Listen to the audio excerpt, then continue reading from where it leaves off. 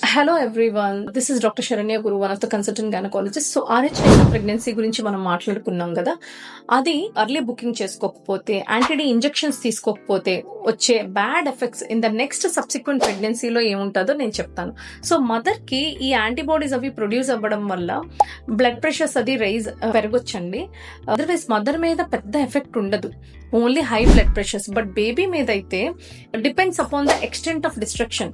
ఎర్ర రక్త కణాలు ఏ మోతాదులో డిస్ట్రాయ్ అవుతుందో దాన్ని బట్టి బేబీ మీద ఎఫెక్ట్స్ అనేవి ఉంటుంది. ఎక్కువ డిస్ట్రక్షన్ అనేది జరిగితే హిమోగ్లోబిన్ బాగా తగ్గిపోవడం వల్ల ఇమ్యూన్ హైడ్రాప్స్ అనే ఒక కండిషన్ లో ల్యాండ్ అవుతుంది బేబీ. ఇందులో బేబీ బాడీ మొత్తం కూడా స్వెల్ అయిపోతుంది, వాటర్ తో వాసిపోతుంది, పొట్టలోని గుండె చుట్టూ, తర్వాత ఊపిరితిత్తుల చుట్టూ నీరు చేరుకుంటుంది అనమాట. సడన్ గా బేబీ చనిపోయే ప్రమాదం కూడా ఉంటుంది. దీన్ని ఎరిథ్రోబ్లాస్టోసిస్ ఫిటాలిస్ అంటాము.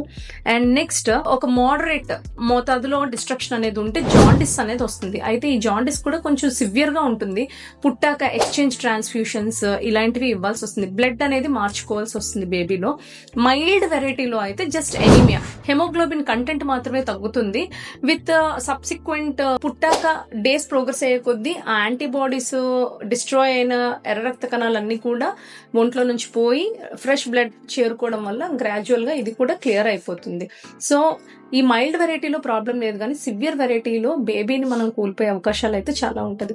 So early detection, appropriate treatment is very very important in RH negative pregnancy. దీని గురించి మీకు ఇంకా ఏమైనా డౌట్స్ ఉంటే కమెంట్ చేయండి, మాకు కాంటాక్ట్ చేయవచ్చు. Hope this is clear. Thank you.